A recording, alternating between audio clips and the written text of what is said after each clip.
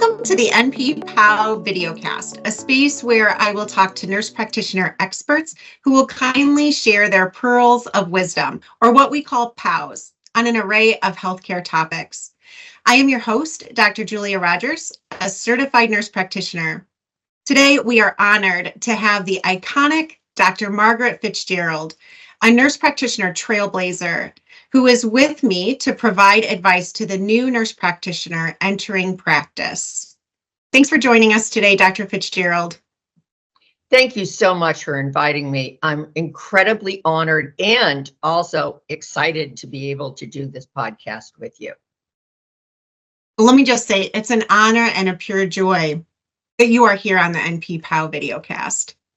First, just tell us a little bit about yourself and then the extensive work that you have done moving what I'm sure sometimes seems to be mountains in order to elevate the nurse practitioner profession. I have been an RN for more years than I'm going to reveal today. I had been a critical care RN right out of the gate and worked through nursing management, staff ed, and of course, a number of years of staff nursing. And through that work, I established myself as a change maker and a leader in healthcare. And you might say, well, how does that apply to your NP role? Well, that was really like my proving ground. And I bring that up in part because so many people minimize what they did at an RN level when they do that transition into the NP level. But as an RN, 3 different times, I was the first person to take a particular role. So that was important because that was key to, as I said, setting the groundwork.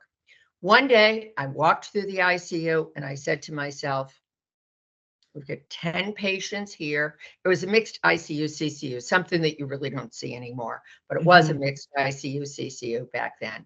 And I remember looking around, all 10 beds were filled, and said to myself, 7 of these people have preventable disease.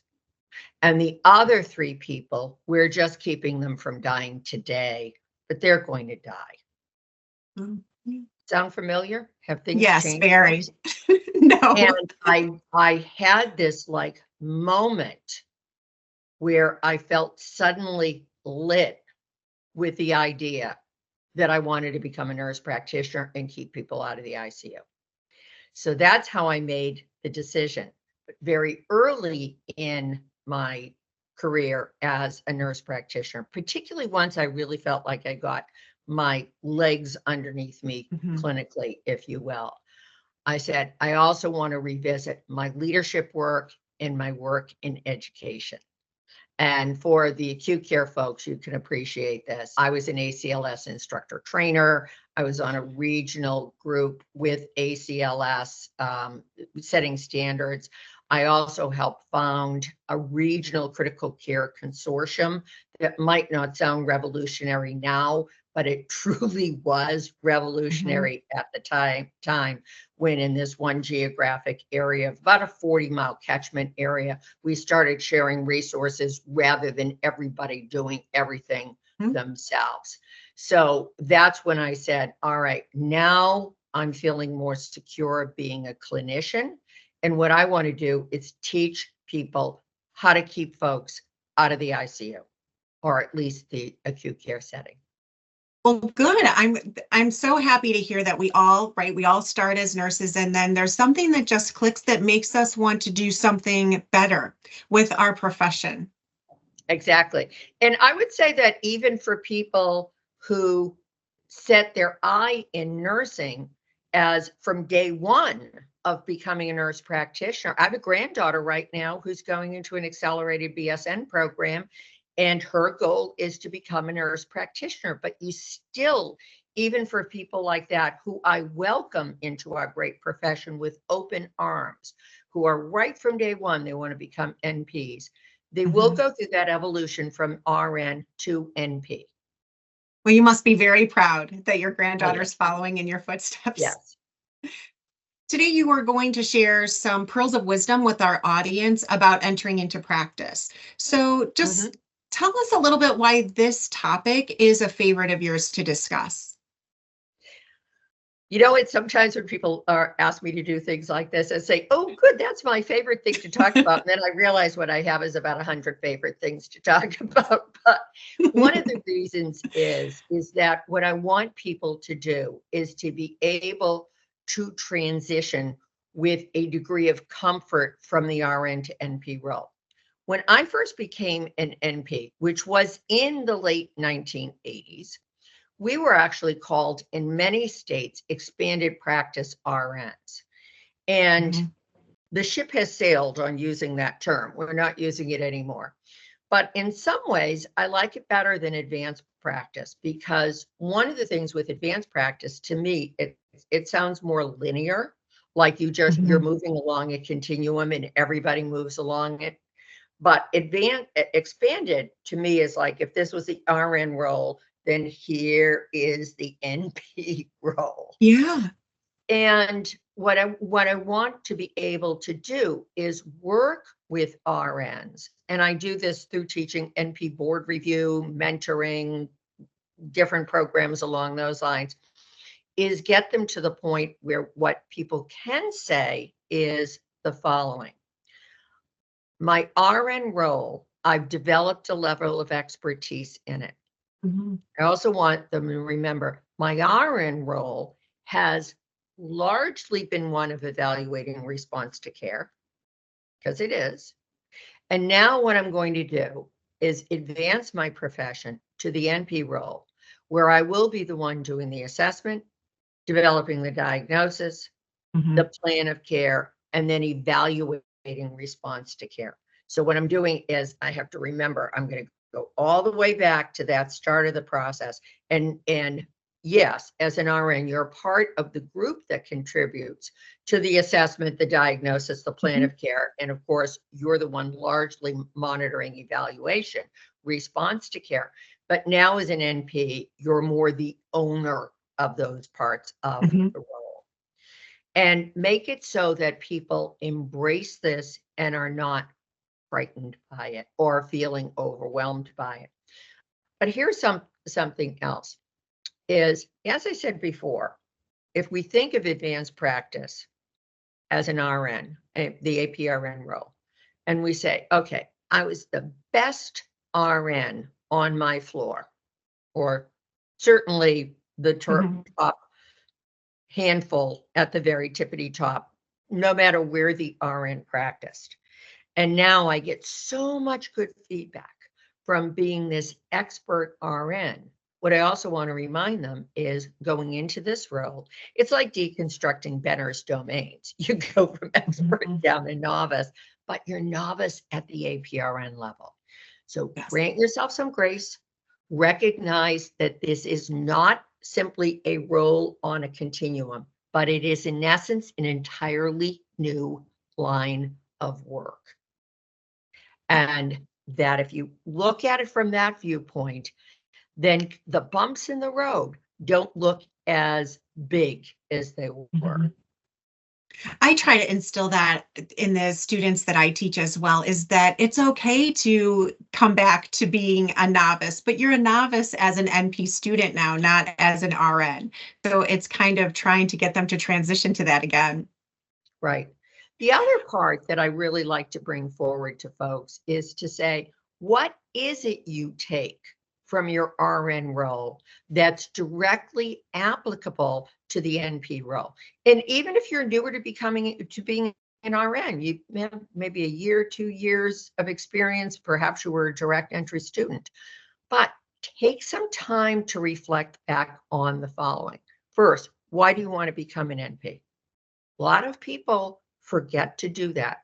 And particularly when you're around the time of graduation, I think it is a key exercise to literally sit down, bang away on your laptop, write it down, whatever really calls to you, and say, here are the top 5 reasons why I became a nurse practitioner, why I decided to do this, so that you will remember what drove you to this role.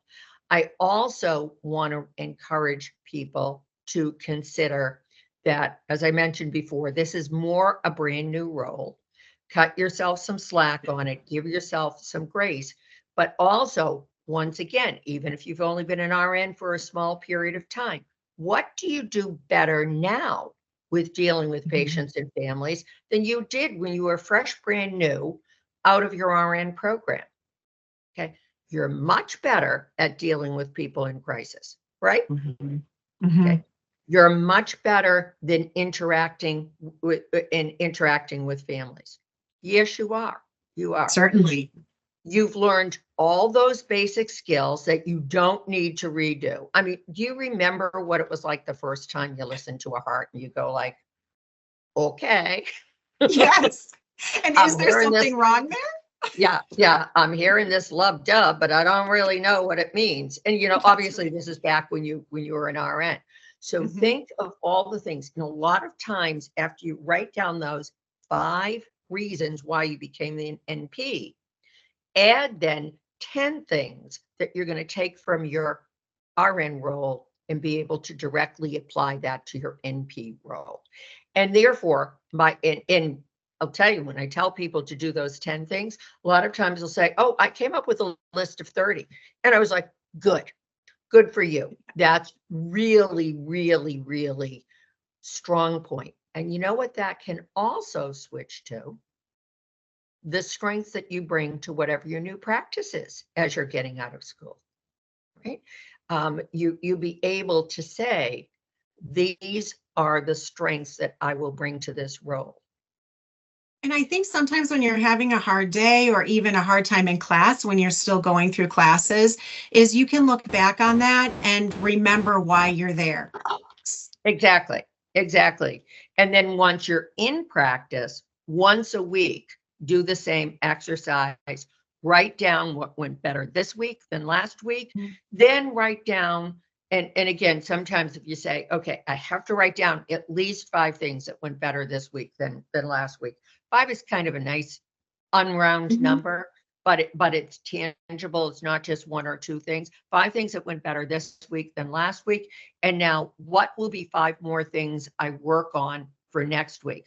Like, just to throw it out there. And remember, I'm a family NP. I am for real family primary care, womb to tomb, everything in between. I love it because of the novelty. Not long ago, I went from an exam room with a 90-hour-old baby that I was seeing for hyperbilirubinemia. And the next room I went to was a 90-year-old matriarch of a 3-generation family that I see. And first of all, I went like, look at what different lives these 2 people will live just because of when they were born and all. But I love that novelty.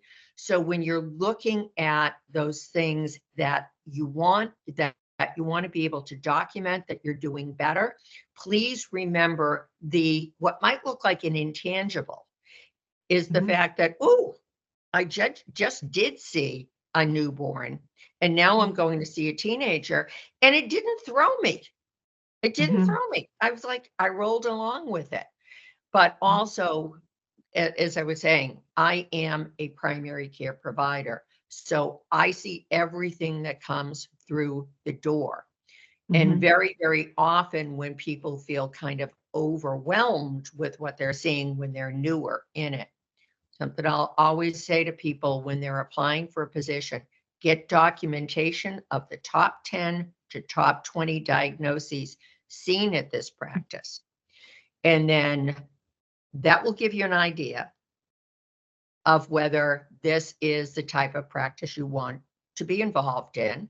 It's easy enough to get those data either, and you want it documented. Dr. Julie, you want it to be like from billing or coding or something like that, not just people's opinions. It'll give you an idea of what you're going to see in that practice, and then make sure that you do your homework. If the top 3 are hypertension, diabetes, dyslipidemia, start cracking the books or whatever analogy you want to do, and learn how to take care of those people super well. And then other things will simply fall into place. That's really good advice, actually. I never would have thought of that when I started 20 years ago, but that's great advice.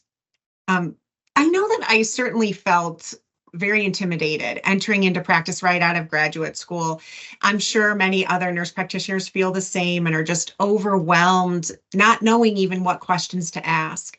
So, will you provide us some POWs to our listeners so that they can be prepared in entering practice and know what kind of questions to ask with confidence? What I want to start with is how to ask the questions. And what you don't ever want to do is present yourself to a fellow clinician, be it MD, DO, PA, whatever. Mhm. You don't want to present yourself from a view of weakness. And a communication tip that I would give is whenever possible, start your sentence with the word I. I have some concerns about.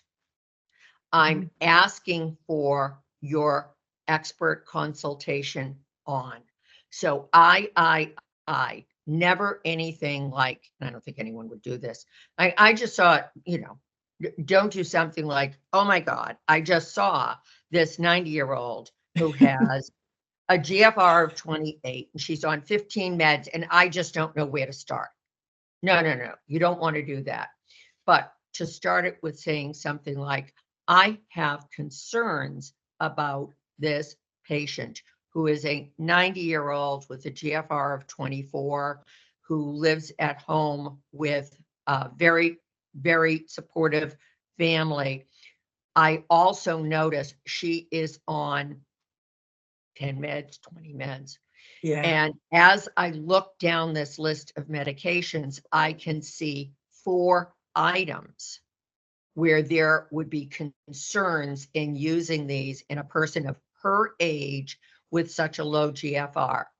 Can we work together on trimming down her med list? Mhm. Or even say something like, one of the medications is metformin. She's been on it for 30 years. I know that once the GFR gets below 30 with the use of metformin, particularly in a person of advanced age, the lactic acidosis risk goes up. I'd like to discuss with you discontinuing this medication or something along those lines, but keep it as objective as possible. And if you approach a visit like that, which can be absolutely overwhelming when you're new to this role. Hey, it's still I've been doing this for a long time. It's still overwhelming at times to think your way through. But at least what you've done is you've come up with a plan when you know to get that consultation. Also, never back down on what you know. If the other provider goes, yeah, but her GFR has been down there in the mid 20s for like 3 years now. She hasn't died of lactic acidosis yet. Say, I hear what you're saying. At the same time, I also am aware of best evidence is, and then that the metformin should be discontinued. And one reason is I'm concerned about her hydration status and the fact that she's had 3 UTIs in the past 2 years. So then it sets it up like immediately when I think of a patient like that, I say, oh, okay, UTIs and a person who's 90 with like 4 nephrons left, Yeah. being facetious there, but the GFR is not good, okay? Stage 4 CKD. And what do we know? When people get older and they don't feel well, what do they often do? They stop drinking fluids. So then she gets drier, and that increases her risk of lactic acidosis even more. And so what you have to do is kind of come with your argument preset and take a few minutes to do this. Listen, as I said, I've been doing this for decades, If I have a situation like this where I want to discuss it with one of my colleagues. For like this particular case in point that I'm talking about, I'd be okay handling that on my own. I wouldn't have been all the time. But let's say that I'm going to mix it up a little bit. And this is a patient who I'm on the fence about whether the person needs to be admitted to the hospital or not. I don't round in the hospital. And what I would want to do is run that by one of my colleagues who happen to all be physicians, and I work with some wonderful, wonderful clinicians. And what I would pose it with is saying, this is the patient, this is what's going on. I'm seeing this. I appreciate as an outpatient, we can treat with this. At the same time, I have concerns and I want to make sure I'm not missing anything. I would appreciate your input from the inpatient viewpoint. That type of thing. That type of thing. So quick, whatever it is, and get to the point. But to kind of backtrack, first of all, anybody going into a practice, who you need to be able to do, particularly when you're a newer NP, is know who your in-house resources are. Okay. I had a former student of mine who took a position in a cardiology practice, ended up being wonderful, but one of the first things she ran into was, I think there were like 6 cardiologists and maybe 2 NPs. She was the second NP brought on board. And at one of their first staff meetings, one of the cardiologists looked at her in the face and said, I did not support this hire. I am not available as a resource. Well, first of all, how to welcome someone, right? But so she called me up and said, what do I do? And I said, well, you've got 5 other cardiologists and an NP. And she knew the NP personally and thought the world of this NP. She knew the NP was going to be a great resource, thought the world of her professionally, personally, everything, which was very, very well earned. I said, all right, I-based statement. I'm concerned, whoever is in power, I'm concerned about the comments that were made about so-and-so not supporting my hire. I want some clear guidelines on who it is in this practice I can count on as being a clinical support. And they worked it out. They worked it out. She worked around this person, and that person at least did not treat her badly, which nobody should ever treat anyone badly in the workplace. We know that, but we also know things can happen. So that's another thing that I would include is making sure who is available and make it very clear. And sometimes what that means needs to be for a newer NP is so-and-so is, resource A is off today, so resource B is going to be available, whatever it would be. Good. What have you found the most challenging aspect entering into practice for the new nurse practitioners? I believe the most challenging part, to be honest with you, is conceptualizing the NP role. And where do they burn to practice? Where is the passion? I've been involved in NP education long enough to know that I taught full-time in an NP program for 9 years. I'm adjunct faculty to a number of programs even now. I've got that oncology nurse who is like oncology to their core. I am not going to convince that person to go into primary care. They became an NP because they want to practice in oncology. Good for you. We need you. And even in something, when you say oncology, that's what I want to do. But what part of oncology? Lung cancer, sarcoma, leukemia, lymphoma.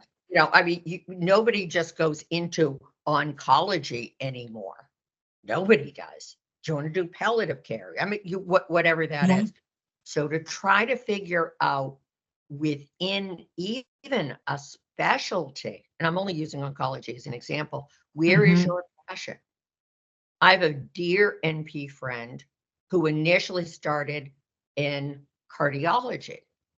Okay. It sounds a little bit more definable than oncology, doesn't it? Until she discovered her true passion was people with heart failure. So she's Mhm. now internationally renowned specialist in heart failure. And I mean internationally renowned, particularly for symptom management and heart failure. So try to find what your passion is. And I feel very fortunate that I knew my passion was keeping Mhm. people out of the ICU. The other passion that I had was I knew I wanted to practice in an underserved community. And that's why I've ended up with a career at a federally qualified health center. I wouldn't have it any other way. I just, believe me, I looked around a few other times. Sometimes the grass looked a little greener. Well, literally the money looked a little greener. I didn't want to boil down to sometimes, but I was like, no. I have other ways of generating income. And I appreciate, I'm very fortunate to be able to say that. Very fortunate to be able to say that with my teaching, consulting, and those types of things. So I was able to have that career at a federally qualified health center and really feel as if I was making a difference. But also, what I would say is learn a lot about the community that you're serving. Learn as much as you can. If you're practicing in a community of a variety of different countries of origin, ethnicities, etc., learn something about each one of them. It's going to make a big difference in how you relate to patients and will also really, really keep you engaged in your practice and be a hopping off point of conversation with patients and the like. So that's another thing that I would say, make sure that you take a look at that. Well, and I think combining your patient population along with what are the most diagnoses seen in that practice will go hand in hand, because then you'll know how to treat that patient individually based on, their background. Absolutely. Absolutely. How can a nurse practitioner know if a practice is the right fit for their career? Oh, you used the fit word. Sorry. Okay. No, I have to tell you, I was about, I don't know, 8 years into my RN profession, my RN practice, when I had my first position where I was able to both hire and fire people, or at least be part of the decision to hire or fire. So I've interviewed people for literally decades. And fit, define fit, because that's, first of all, if you come in and say, I've, for an interview, and I'm always thinking of like how to be the most powerful person in the room during an interview. I decided to become an NP because I found being an RN was not a good fit. That to me, that is the end of the interview. That is the end of the interview. Unless I could say to the person, tell me what you mean by not a good fit. And a lot of times people will come to interviews and they feel as if just saying it's not a good fit, well, like everybody knows what that means. They Mhm. really don't. They really don't. What do you mean by not a good fit? Like you didn't want to deal with families in crisis. You're in the ICU, you're okay taking care of the patients in the bed. But you know what? Those family members, you weren't so hot about dealing with them. Hey, I'm only human. I've had my moments. I've had my moments. That's when I glue the smile on and I am my most charming version of myself. What I do, that's what I do. And I really put the effort into it. But anyway, if you'd say like taking care of the patients, didn't like dealing with the families. Well, whatever kind of position you're interviewing for at that time, you are going to have to deal with families, aren't you? Mhm. Particularly families in crisis. We're not seeing people very often at their very best. We're not. Correct. But here's the thing. We have the ability to help people through crisis. It is a great privilege to have that skill set. Now, you worked your tail off to get that skill set, right? But it is nonetheless a great privilege to be able to help a family in crisis, or an individual whose loved one is lying in that bed, wherever they are, or sitting in your exam room with a horrific diagnosis, or going back to the 90-year-old who's on 20 meds, and you're one of the adult children who's helping to take care of this person. Because remember, that 90-year-old, their children are not 30, are they? Correct. No, their children are in their 60s, anyway, 50s, 60s, maybe even in their early 70s. Yes. And they're devoting themselves to taking care of the matriarch of the family. So to go back to the issue of fit, I would go back to what I said earlier, is finding out the documentation of the top 10, the top 20 diagnoses in seen there. And to say, do I burn? Am I enthused? Am I excited? Do I want to study these top 20 diagnoses so that I really know how to bring my best self to this patient population? And if you can't figure that out, that would be a good time to just say, this isn't the position for me. Okay. Another thing about fit, and sometimes this is a little harder to dig through, is find out, if you can, people who go to a given practice and what their experiences have been. Now, I caution you on not going on like Yelp and looking at reviews, because if you ever do that for healthcare providers, you'll find out that none of us are any good ever. We've never done a good thing. Yelp reviews can be absolutely awful.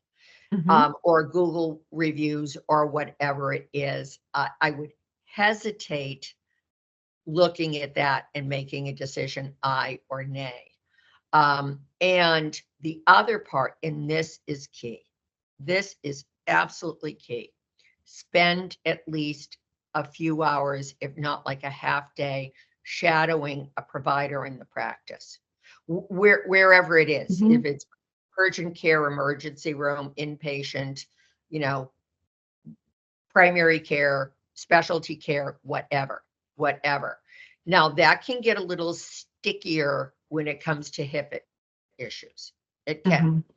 And that often works out best if you're interviewing, you're part of the ABC healthcare system, and you're applying for a position within the ABC healthcare system.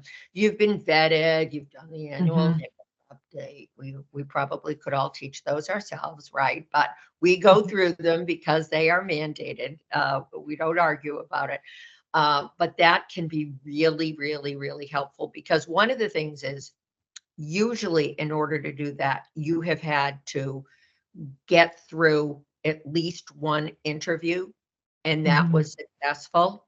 And what you also have to keep in mind is, however they behave during the time that you're there, they're on best behavior, because you would not have had, when you ask for following someone around for a few hours, you wouldn't have been accepted to that, come in and do that, if they didn't think that they were going to at least consider you as one of the top candidates for the position. There's just no two ways around that one. And I think that's why they're open to it, most of them anyway.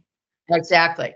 And if they misbehave in front of you, or you see red flags on providers are nice with patients, but then are rude and short-tempered with support staff, and you're there as their guest, as their potential employee, that is a big red flag.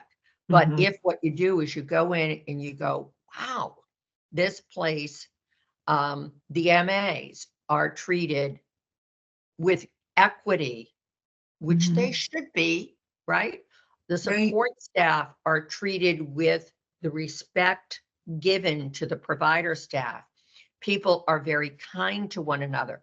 The place is clean. They appear to have the supplies they need to do their job. That type of thing. Patients are greeted with a smile. you get a really good feel for what this place could be like as being there as part of this team. Mhm. So watch the word fit. And if I were rolling the clock back, which is a long roll back, and I was going back to interview one more time, I would talk very much about my decision to become an NP to help keep people out of the ICU. I would. That would be like my highlight. That'd be in my highlight reel. I'd be telling Yes. people all about that. Excellent. Well, that leads me to what have you really found? Like you said, when you walk into practices, you can usually tell by how patients are being treated, other staff. When you're new, sometimes, you're a little nervous going into the patient's room and talking to them in a different way. And so what have you found as the best way to build a trusting and really meaningful relationship with your patients? There are a few things, and this is kind of more a big issue. Let's say that you were assuming someone else's practice. They've had a provider leave, retire, whatever it is, and you're coming in and you're the new provider picking up this practice. So this kind of backtracks a little bit. So please bear with me. You have to remind whoever is interviewing with you and setting up your orientation that these might be mostly established patients in the practice, but they're 100% brand new to you. Every single one of them is brand new. So when you're in that situation, even if you've got a patient who's been seen in this practice for X number of years, and you have to remember a few things. One, the patient is new to you. So you're starting from step one with building that rapport. And one of the things that I will do when I'm seeing a patient who I don't know, and if you're new to a practice, that's 100%. First of all, sit down, look at them, eye level, as is acceptable with a person of certain ethnicity, etc. Okay, that type of thing. Okay, keep that in mind, your whole cultural competency part. And then we'll introduce yourself and then say, tell me a bit about yourself. What do you believe I need to know as I'm here as your healthcare provider today? And this is going to take some honing of your interview skills. And you know what? There's a book that everybody's got on their shelf. It's called their health assessment book that probably has a big coat of dust over it because you haven't cracked the spine on it since you were like a first semester student. But literally go back and read through the health history taking chapter and you go, oh, yeah, I kind of forgot about that part. But I will do that when I'm establishing rapport and say, tell me two things about you that you believe I should know. And that often it really makes it sound like you're engaged in learning about them. And then I never, ever, ever apologize for the next thing I say. Pleased to be seeing you today. This is the first time we've worked together. Notice the choice of words. We've worked together. I'm going to take a couple of minutes and look through your record. And then that's when I turn back and start looking at the computer screen. Because what's one of the most awful things to have happen? Here's the computer screen. There's the patient. So, how you doing today? How you doing today? And there's zero eye contact. That happens a lot. Oh, it's terrible. It's terrible. Terrible, terrible, terrible. And that's one reason why I'm a big advocate for scribes or using something like we can do this more and more with AI programs of being able to have somebody else be the clerk, if you will, the clerk. And I know when I was newer in practice, we didn't have electronic records. I swear we chipped it out on stone tablets. No, we didn't. I took board so long ago, it was a full day. And we had a test in the morning and another test in the afternoon. And it was on You paper. had to wait for it in the mail too, the snail mail. Oh, are you kidding me? I tested like, I think the 3rd week of September, and I got my results back just around Thanksgiving. Yeah, so it was almost 2 months before we got our results back. But anyway, what you might find helpful at first is literally having like a clipboard or something and scribbling some words down.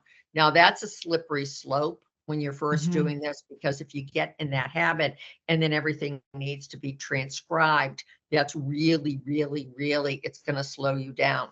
But work with your practice for whatever is the most comfortable way to get in the groove of documenting on the go.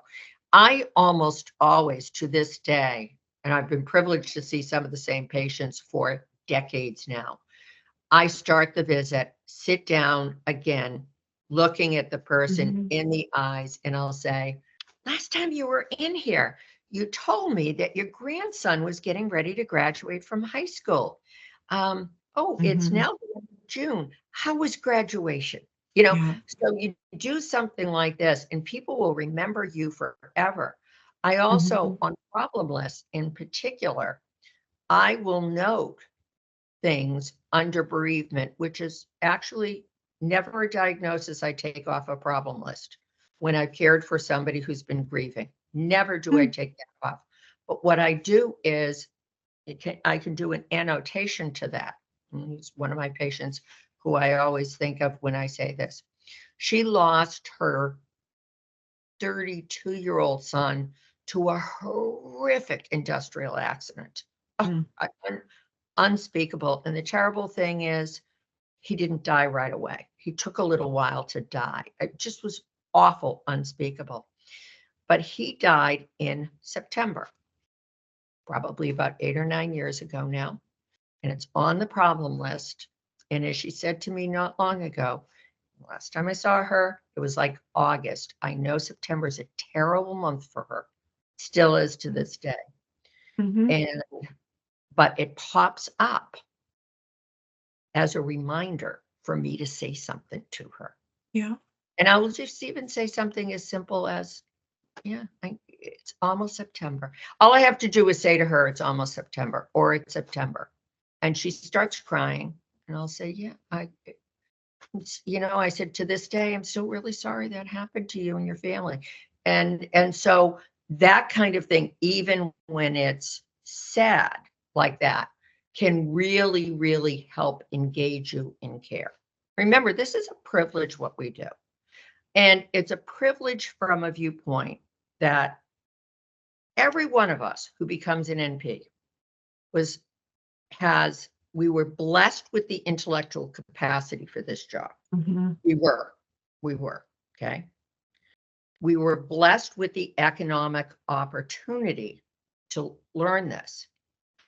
Now, those two blessings are nothing without our hard work and great sacrifice. So our hard work and our great sacrifice, those 4 things came together for us to become nurse practitioners. So I'm not saying like this was an easy road for any of us, because it sure wasn't. It sure wasn't. We all had days that either began or ended with studying at 4 a.m., right? I always say you never know what a graduate student, nurse practitioner goes through until you go through it. And then you think they worked hard. They worked hard to get here. Yeah, they did. They did. I hate to use the word success because it almost seems like that word fit. But in your opinion, how can a nurse practitioner measure if they're being successful in practice, especially when they're new? Part of it will be, again, before you take a position, get very, very clear parameters from the person or the agency, whatever it is, who's going to employ you. What does success look like to them? Because there will be success on a number of different levels. You know this as well as I do.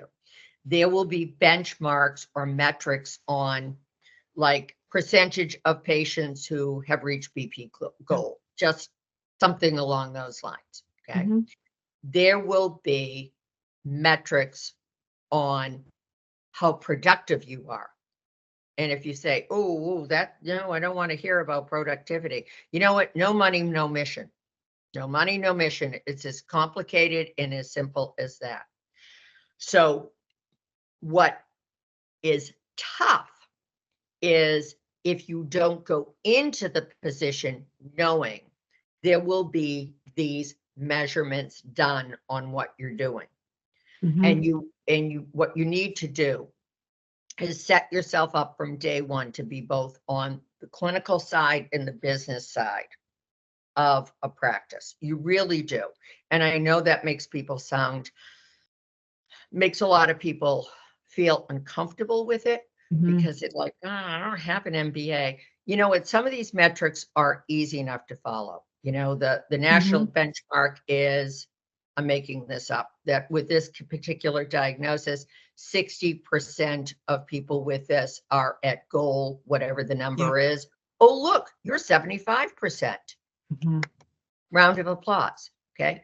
Now, the next step would be how to monetize that. You want to monetize that and get some kind of clinical financial reward for doing your job particularly well. So that's going to be one way. Get that straightened out before you even put your foot in the door. And then also, as I was talking earlier about knowing who you can go to for clinical counsel, who's safe, a good teacher, that type of thing. You should also, to put yourself on the business side of the table, be able to say, who am I going to meet with? Who can I talk to about how the finances are, or just how general the business practices are going on here with productivity and the like. So that's part of it. The other part of clinical success, so you're going to get some raw numbers on that one. And you need to take that very seriously. And then go like, oh yeah, big deal. 95% of my patients are up to date with immunizations. You know, why isn't everyone like that? Well, you know what? Not everyone's like that. Trust me. Trust me on that one. Okay.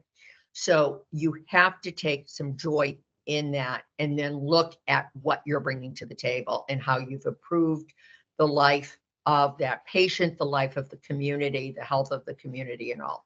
The other part is less tangible, is looking at success. And this goes back to something I said before, is keeping that log of what went better this week than last week.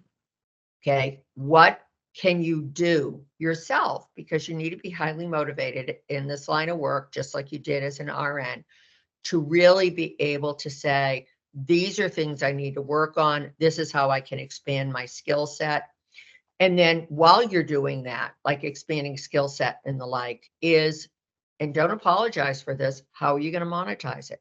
Like you come into a primary care practice, you're really not that great at reading 12 lead ECGs. You're really not. Okay. But that's identifiable. What are you going to do? What are you going to do so that you could start reading your own 12 lead ECGs? How will the practice help you do that? And then how can you monetize that? That type of thing is really helpful. Make sure that while you're doing all of this, that you've developed a group of NP colleagues that you can share some of your concerns with and all. Join your, this is, let me get on my soapbox here. Every single nurse practitioner in this country needs to be a member of the American Association of Nurse Practitioners. Don't tell me you don't have the money. Don't. All right? Just don't. You can. Their dues are very reasonable. You know how many NPs belong to AANP? 1 in 3. It's a national disgrace. They're up there on Capitol Hill lobbying on our behalf. The differences in practice from the time I became an NP to now, I can credit a good deal for that to them. I also, you don't have a choice, belong to your state level NP organization as well. You have to. And that again, they're up on Capitol Hill, sponsoring bills, this type of thing. We've got to do that. And you've got the money to do it. Just figure it out, figure it out. And I would also say, even if you're graduating, like, let's say that you're graduating in May, sign up for both of those in April. Yes, because the cost is less too. Squeeze a year of student membership out of them when you're only a student for another month. All right. I first joined AANP when I was an NP student. So I've been a member for a long, long period of time. But within that group, develop some folks who could, because these regional groups usually have monthly or quarterly or whatever it is meetings, and figure out a group of people that you can really be part of as you're doing your transition into practice. Sometimes meeting with your classmates can be really helpful.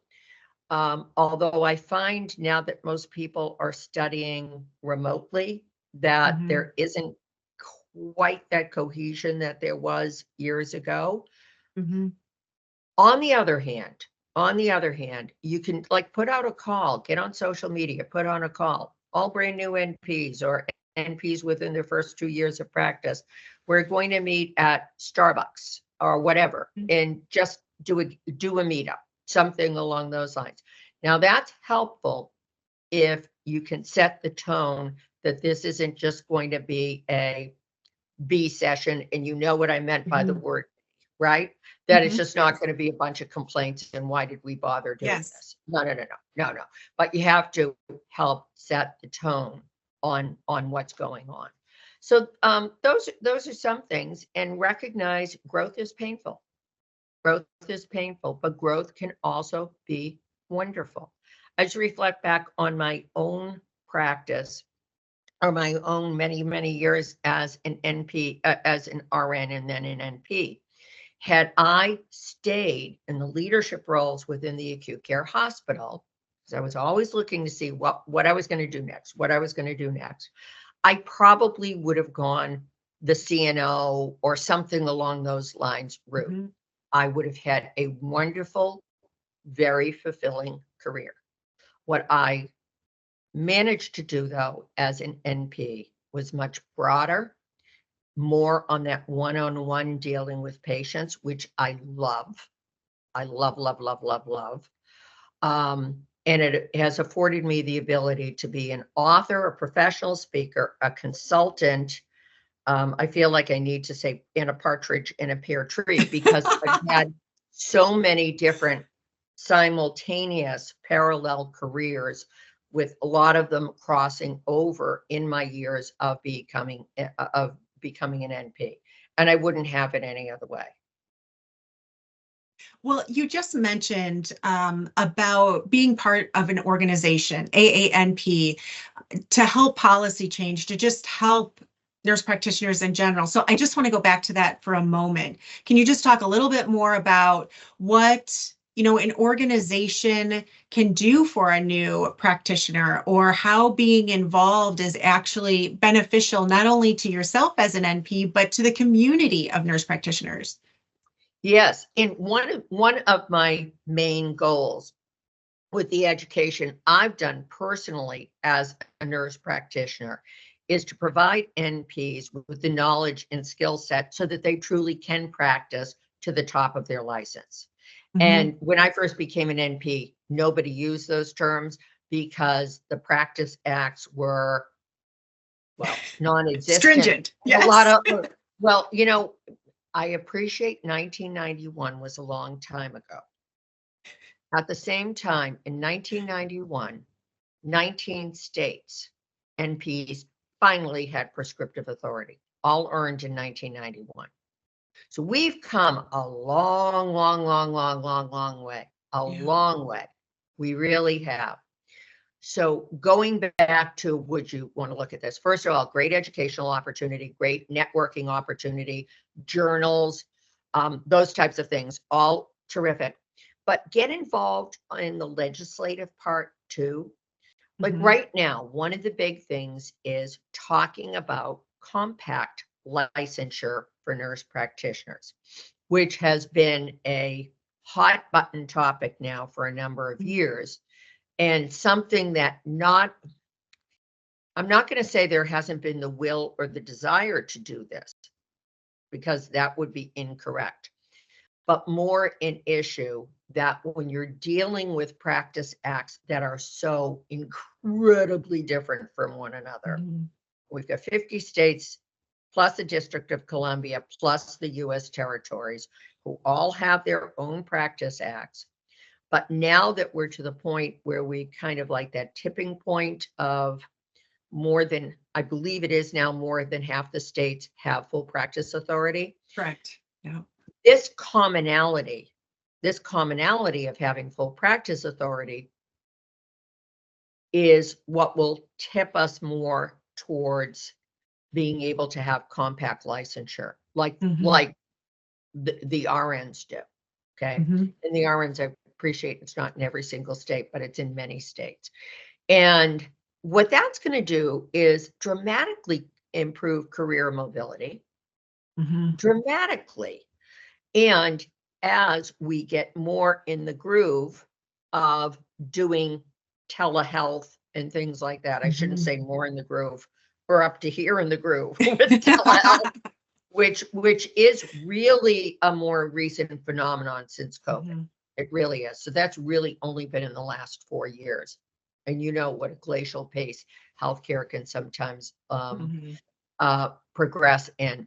But there are a lot of exciting things for us to be able to do, is like work on things like moving your state towards NP compact and looking at the entire national perspective here, removing ridiculous limitations on what we get reimbursed, like from Medicare. Okay. Looking at insane limitations on our practice at both the local and the federal level. There's so much work to be done. But I also maintain that leadership comes from feeling secure in what you're doing clinically. And that once you really feel as if you are more secure in what you're doing clinically, then the leadership part just follows it. It really does. It really does. So make sure that people join their organizations. And if they say, yeah, but I really don't have the money, when you're interviewing for positions, include that as part of your benefit package. You know, ensure that you get X amount of money that's used for membership, CE, whatever it is. And so then that kind of takes care of that.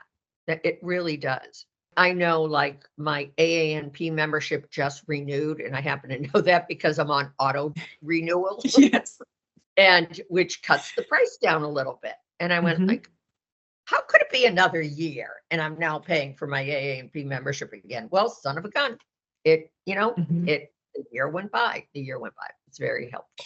Well, and it keeps you more knowledgeable about what is happening. So I know that sometimes NPs think that because legislature changes that, you know, they're involved in that. The most recent is non-compete, right? And so, but the language in those bills sometimes do not even recognize advanced practice providers. And so what may be true then for a physician colleague is not true then for advanced practice. And I think that the organizations really help us understand, like, this is what we need to fight for. And if you think, well, my state's full practice authority, we're good to go. Think again. There are threats. You know, when I became an NP, this is going to be hard to believe, 25,000 nurse practitioners in the entire country. 25,000. Do you know how big a country this is to spread 25,000 of anything over? It was tremendous. We're inching towards 400,000 now. Yeah. So it's a totally different landscape now than it was then. And you could say, yeah, but flooded the market with nurse practitioners. There aren't a bazillion positions. Well, when there were only 25,000 of us and people in healthcare didn't even know who we were, trust me, there weren't many positions. There weren't. It was hard to find them, and most people did what I did, which is I made a position. I did a clinical rotation at an FQHC. I fell in love with it. I wowed them. They hired me. End of discussion. End of discussion. And I brought all my critical care expertise with me. So the funny thing was, I can remember one of the physicians coming to me and saying, "How good are you at taking out staples?" And I was like, let's put on the blindfold in one hand, wrap behind one. Yeah, I'm no good at taking them out. And I was like, "I'll take them out for you." You're really good at reading complex ECGs? Yep, I am, as a matter of fact. Let me help you out with it. So I made myself available. I put myself out there for the stuff that I knew I was good at doing. I was out of school for less than a year when I was running a clinic. I had run an ICU. Same difference. In a lot of ways. Except it was refreshing. It was actually quite a bit different, but leadership is leadership. So what we have to do is appreciate that our profession now is broad and getting deeper with our numbers. That's a good thing. What happens to you? You say to somebody that you've just met, "I'm a nurse practitioner." Do you still get back "What the heck is that?" No, you get "Oh, my niece is a nurse practitioner. My cousin's a nurse practitioner. I go to a nurse practitioner." Okay. People actually know who we are now. So that's wonderful. Don't ever take that for granted. At the same time, what I'd encourage people to think of is the following. Over the years, and I'm going to say something about the education profession, okay? We, over the years, have had exposure to enough teachers in any way, shape, or form that we have a bell curve, right? Superstars and some people who are not worthy of the title, and then a bunch of very solid citizens in the middle. Still, though, the general public only knows us in small groups. Half a dozen, maybe, if we're lucky. And therefore, we will be judged very often by, if one out of those 6, half a dozen, was a really poor performer, all of a sudden, all 375,000 plus of us were all lousy at what we do. So what we have to do is, again, move things along, learn so that we can practice to the full extent of our license and our scope of practice, and always bring that best game. Just always bring that best game to what it is we're doing. I always say it's so much more than just a job. Like, we are a profession and we need to act like it no matter where we are in life, if we're out having dinner, because people are watching. Our patients are watching. Our future patients are watching, and we need to be cognizant of that. Absolutely. Absolutely. And I'm very proud of my profession, incredibly proud. And I make sure I identify myself as that. And by the way, I am Dr. Margaret Fitzgerald when I introduce myself to someone. And it's, well, first of all, I've got a long first name and a long last name. So Dr. Margaret Fitzgerald, family nurse practitioner. So then I've got a long other thing to hang on there at the end. But very quickly, and you will find it will just roll right off your tongue, and titles have power. Yeah. They do. I agree. That's why they want to take them away. Absolutely. We should not forget that. Absolutely. So I know that you had said that you were in academia, and so one of the biggest issues that I find is finding preceptors. So I'm just wondering, how long do you think a nurse practitioner should wait until they start precepting students if they're just, coming into their own practice? Okay. First of all, if you're part of a larger agency, a larger healthcare system, your employer might have very strong ideas on when you can start precepting. That a number of agencies will say, well, you need to be in practice for 2 years, 1 year, something along those lines before they will, if you will, allow in a student to work Mhm. with you. Because, it's part of it is productivity, use of resources, that kind of thing. So that's part of it. The other part is, and this gets back to the Variations in Practice Acts, some states within their Board of Nursing will have exact guidelines on how long you have to be in practice. I was just on, actually yesterday, on with a group of NP faculty where, and I honestly don't remember what state it was, but a couple of people were chiming in and saying the Board of Nursing says you need at least 2 years of clinical practice before, as an NP, before you can precept. So there are a couple of things that you just plain need to check. Okay. Okay. I would say this 1 to 2 years is not a bad idea. Not a bad idea, because by then you're going to have your, shall we say, clinical legs beneath you, and you're going to feel more secure in what you're doing.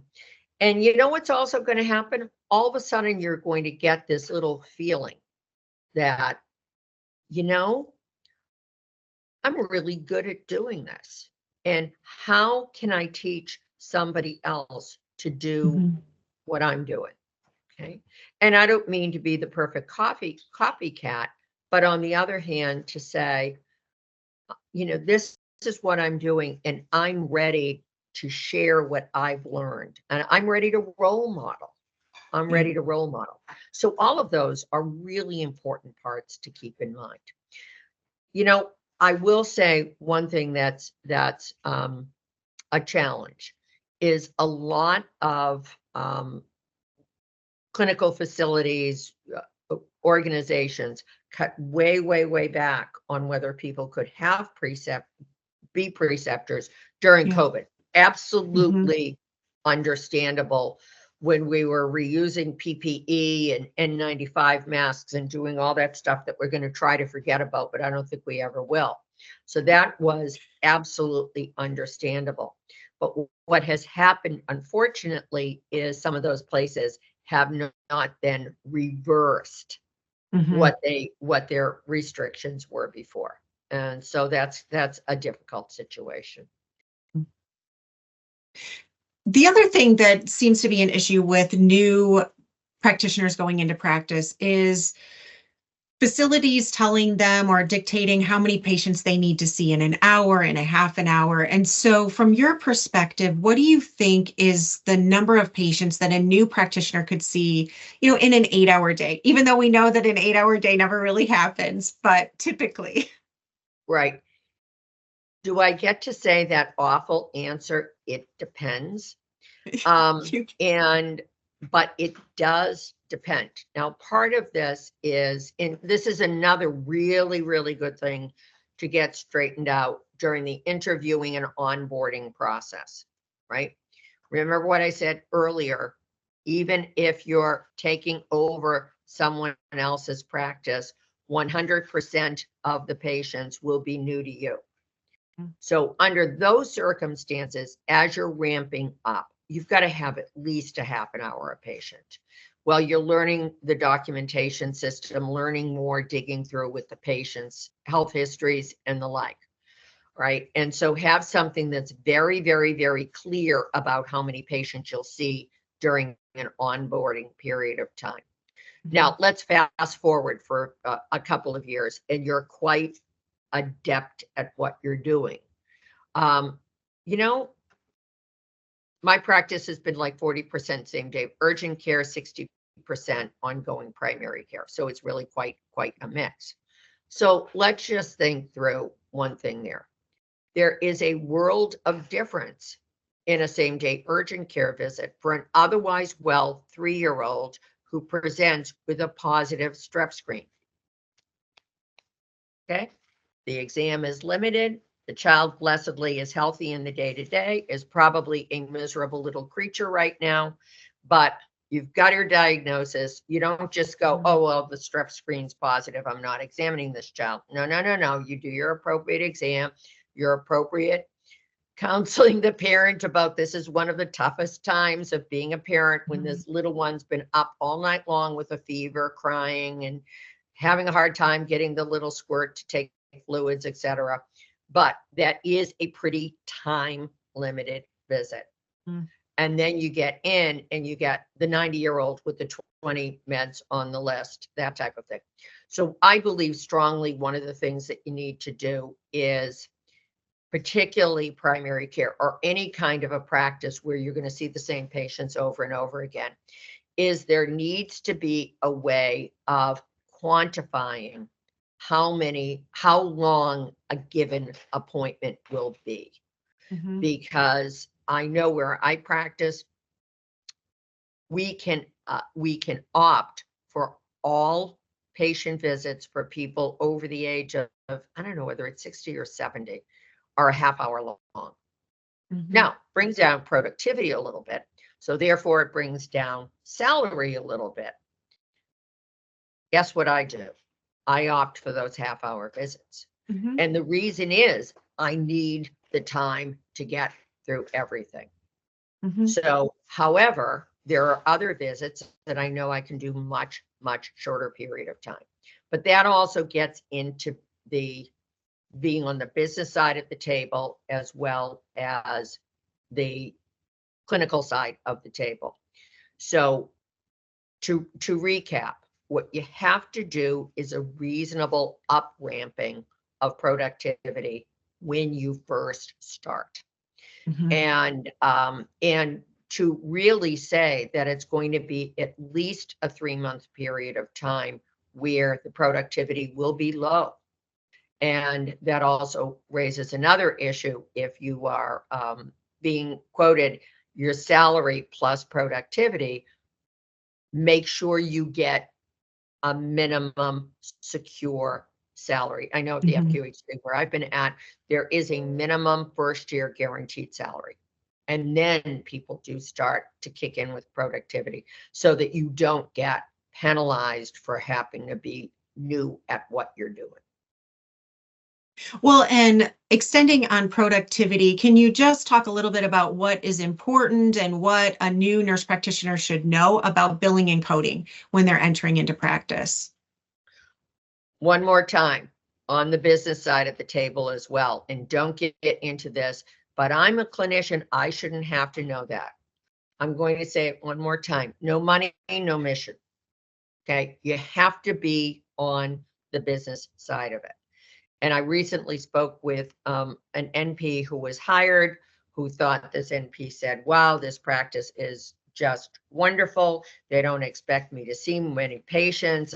Was only seeing 8 a day, and then was stunned that the NP was let go due to low productivity. Well, it was, as it is with most issues, it was multiple factors. They brought this NP on to expand the number of people in the practice, number of patients in the practice, and they did no promotion, zero promotion to get people through the door. So what the NP was seeing was a little bit of overflow from practitioners who were on productivity. They're not crazy about giving up their patients. Okay, they're not going to give up a patient when they're also on productivity. So good if the practice is hiring a new NP in order to increase the number of patients in the practice, then you need to know how are they going to promote, how are they going to up their staff for more patients, etc. So you do need to know that part of the formula as well. So finding out what you want to do, to go back to the whole billing and coding part of it, you need an advocate within wherever you're going to help you work on your billing and coding, because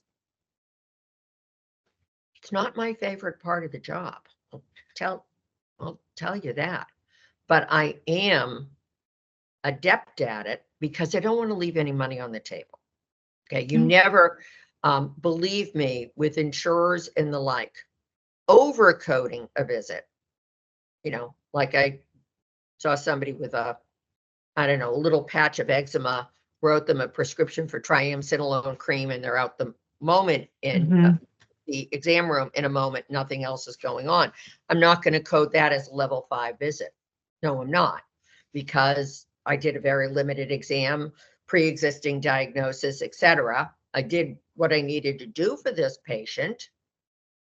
But on the other hand, you don't want to overcode, but you also don't want to undercode a visit. So I'll give you an example on somebody who comes in, let's say it's a well adult, history of eczema, ran out of their steroid cream a while ago. Their eczema hasn't really bothered them for a while. And there's a little patch of what's clearly eczema on the arm. Like, oh, yep, this is what my arm always looks like when my eczema acts up. Okay, well, quick sick visit, level 3.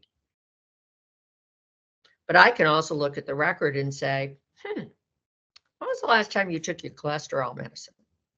I don't know, I ran out of it 2 years ago.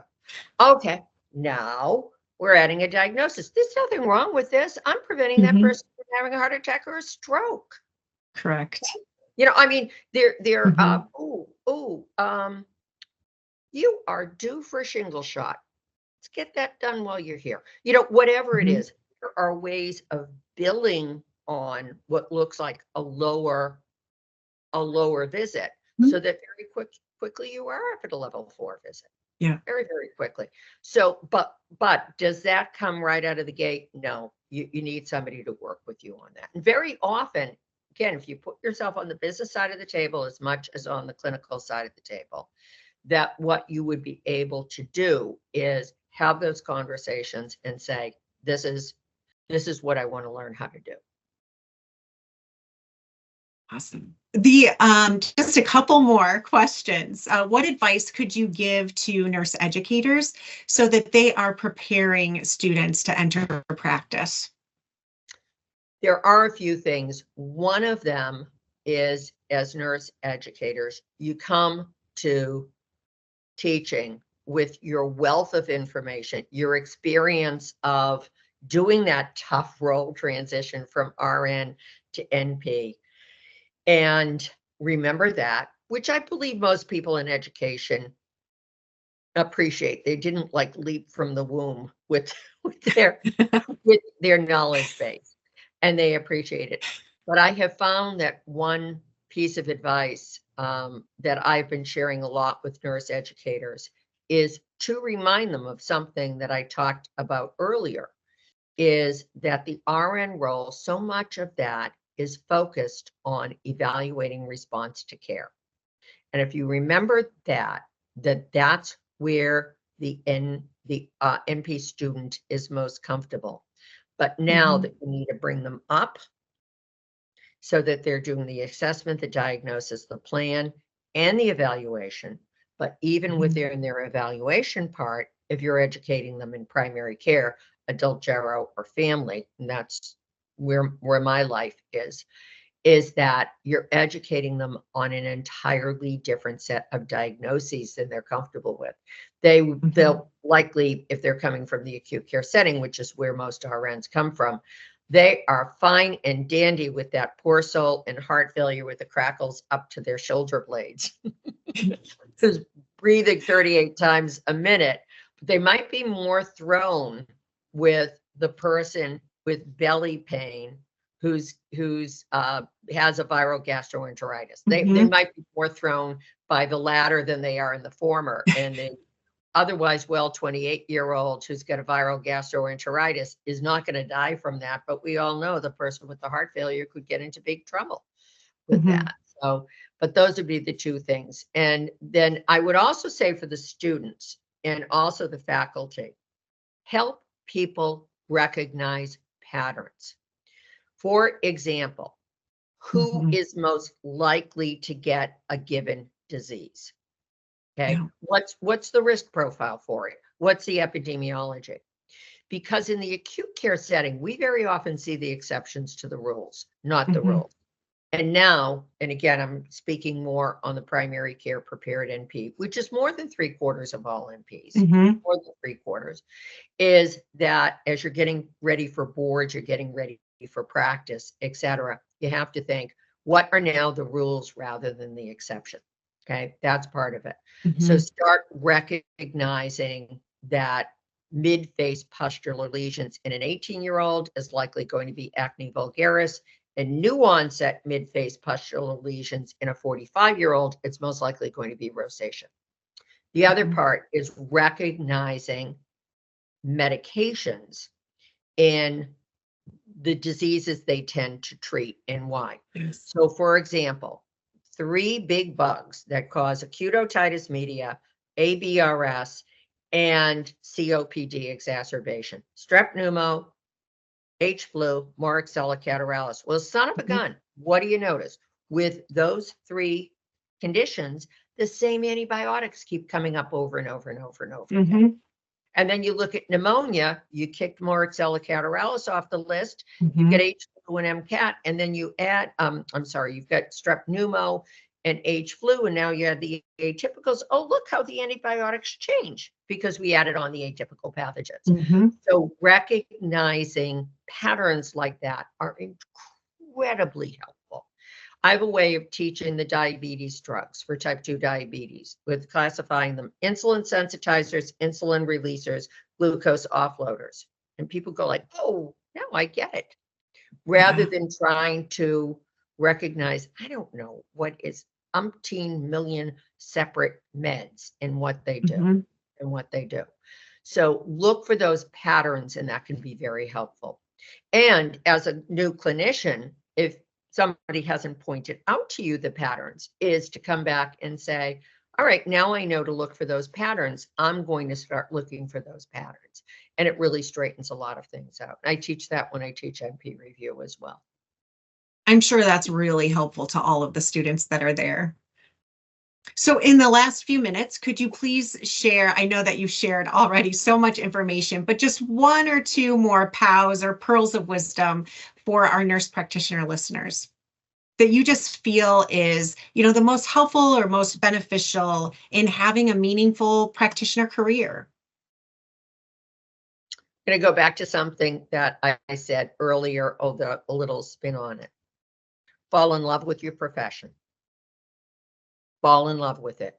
And appreciate, yes, you worked so hard to get there, but what a privilege it is to be able to do this work.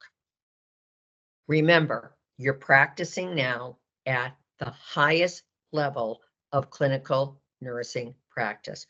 Mhm. Remember that. Don't ever forget it, that you climb to the very top of clinical nursing practice.